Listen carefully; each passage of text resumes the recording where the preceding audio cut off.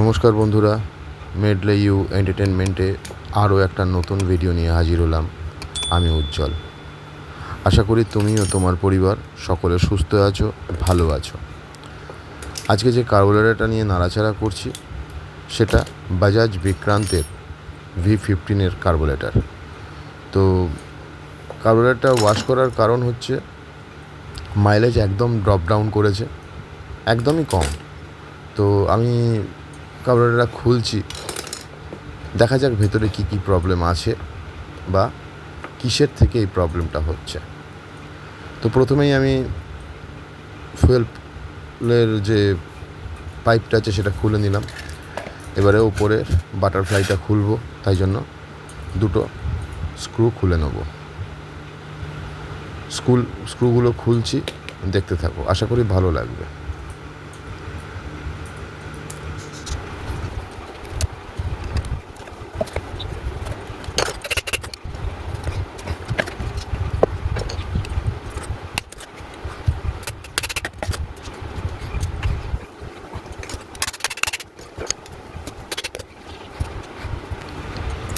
প্রথম প্রবলেম, বাটারফ্লাইটা খুললাম, বাটারফ্লাইটা খুব জ্যাম অবস্থায় রয়েছে। তো যাই হোক, খুলে দেখবো পরে ওটা।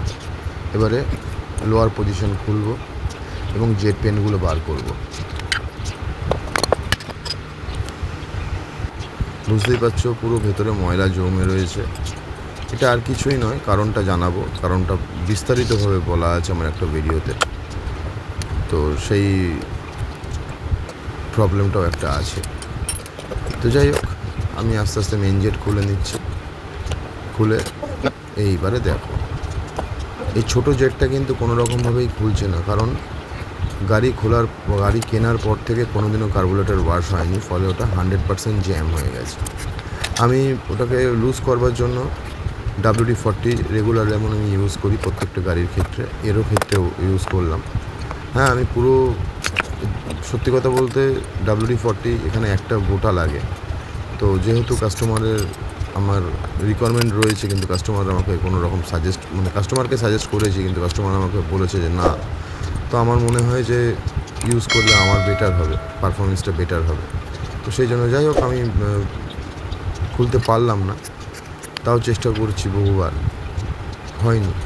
তো এবারে আমি লাগানো অবস্থাতেই আমি জেটটা ক্লিন করে নিচ্ছি, যাতে এমনভাবে ক্লিন করব যাতে তেলটা ঠিকঠাক দেয়, যাতে কোনো জার্ক না হয়।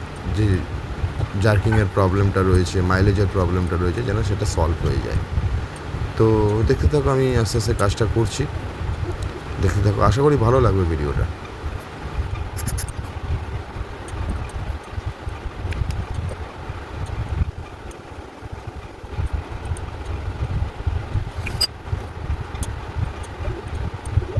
এবারে মেন জেটটাকে আমি হালকা করে সিরিজ পেপার দিয়ে ঘষে নেবো, হালকা করে কিন্তু।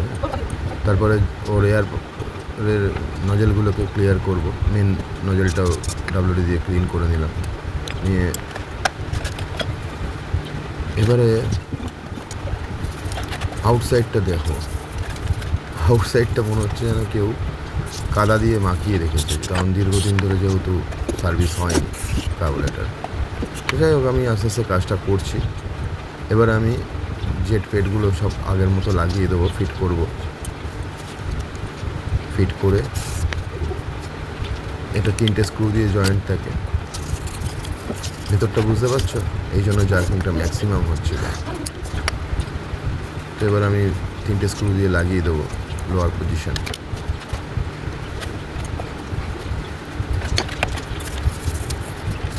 আউটসাইড কেন ক্লিন করছি? আউটসাইড ক্লিন করার কারণ হচ্ছে ওই একটাই, যদি কোনো রকমভাবে কার্বোরেটর নিজের হিটটা কার্বোরেটর কিন্তু সবথেকে বড় কথা, কার্বোরেটর কিন্তু ইঞ্জিনের সঙ্গে থাকে টাচ করা।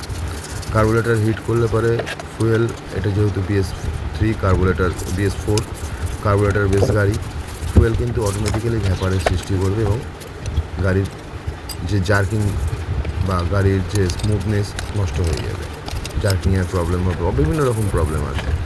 তো যাই হোক, আমি আউটসাইডটা ভালো করে ক্লিন করে নিচ্ছি, যাতে কোনো রকম আমার পরবর্তীকালে সমস্যা না দাঁড়ায়। বন্ধুরা, আমার চ্যানেলটা সাবস্ক্রাইব করো, লাইক করো ভিডিওটাতে, যদি ভালো লাগে কমেন্ট করো আরও কী করতে হবে, আর অবশ্যই বন্ধুদের মাঝে শেয়ার করে দিও আমার এই ছোট্ট মেডলা ইউ এন্টারটেনমেন্টকে। তো যাই হোক, এবারে আস্তে আস্তে পুরোটাই আমি ক্লিন করে ফেলছি। বুঝতেই পারছো আগের যা সিচুয়েশান ছিল আর এখনকার সিচুয়েশান কী। আমি ডাব্লিউডিটা ম্যাক্সিমাম ইউজ করি, কারণ এই যে এখান দিয়ে এয়ারগুলো বেরোয়, এয়ার প্রেসের যদি জায়গাটা যদি না পায়, এয়ার যদি না নিতে পারে, তাহলে কিন্তু গাড়ি স্মুথনেসটা আসবে না, পিক আপ ভালো মতন পাবে না, মাইলেজ ভালো করে দেবে না, এক্সট্রা ফুয়েল বার্ন হবে। এবারে বাটারফ্লাইটা পরিষ্কার করলাম, করে এবারে যখন লাগাচ্ছি এখানেই বড় প্রবলেম আমার। প্রবলেমটা হচ্ছে আর কিছুই নয়, বাটারফ্লাই যেহেতু অনেক দিন বললাম দীর্ঘদিন কোনো রকমভাবে সার্ভিস হয়নি, সে কারণে বাটারফ্লাই বড় হয়ে গেছে, সাইজে অনেকটাই বড় হয়ে গেছে এবং সত্যি কথা বলতে খেলছে না।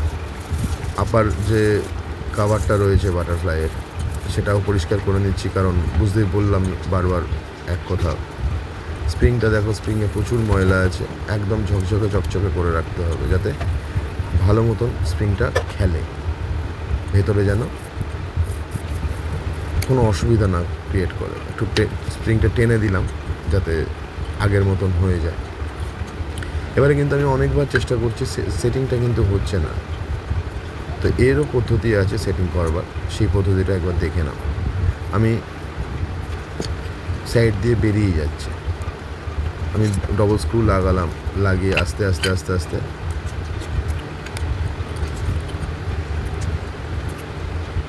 স্ক্রুটা লাগিয়ে নিলাম। এবার আস্তে আস্তে স্ক্রুটা এবার দিয়ে আস্তে আস্তে বাইরে থেকে ভেতরে ঠেলে দেবো, ও ওর জায়গায় ওর খাপে ঠিক ঢুকে যাবে, বসে যাবে। যাই হোক, তাও অসুবিধা হচ্ছে, সেই জন্য আবার একবার নতুন করে ভালো করে পরিষ্কার করে নিই, যাতে এটা কিন্তু ডাব্লিউডি দিয়ে পরিষ্কার করা আছে, তাই জন্য ভালো করে পরিষ্কার করে ঢুকিয়ে নিয়ে চেপে দিলাম, সেট করলাম। সেট টেট করে এবারে আমি কভার লাগাবো। স্প্রিংটা অবশ্যই লাগাতে হবে, অনেক সময় হয় কি স্প্রিং না লাগিয়ে ফেলি। তো যাই হোক, লাগিয়ে ফেলি বলতে পরে আবার খুলতে হয়। তো এবারে আমি ভিডিওটা আনকাট করে করেছি, আমি ম্যাক্সিমাম স্পিড করে, অনেক বড় লেন্দি ভিডিও বুঝতেই পারছো, তো সেই জন্য আমি অনেকটাই ফাস্ট ফরওয়ার্ড করে আমি ভিডিওটা আপলোড করছি।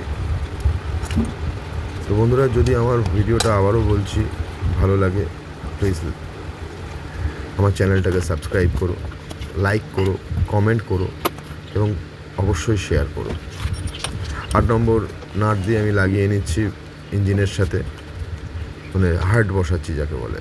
এটা বাইকের বা স্কুটির হার্ট, কার্বোরেটর মিন্স হচ্ছে হার্ট।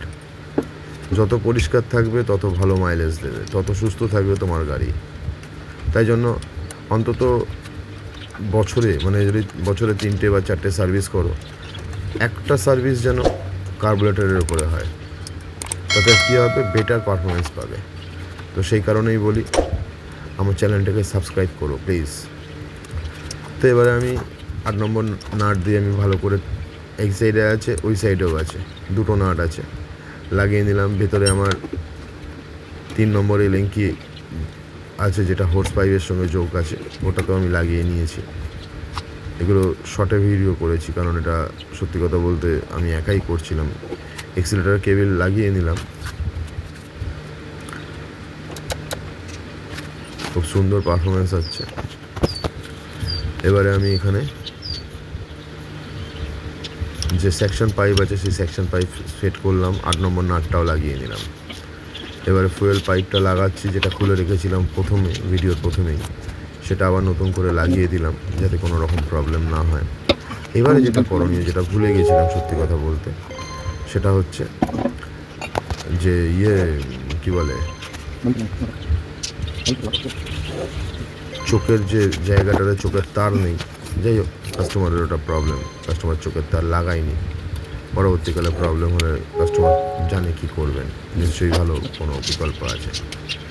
তো যাই হোক বন্ধুরা, ভিডিও যদি ভালো লাগে অবশ্যই লাইক করবেন, শেয়ার করবেন, সাবস্ক্রাইব করবেন, ভালো থাকবেন।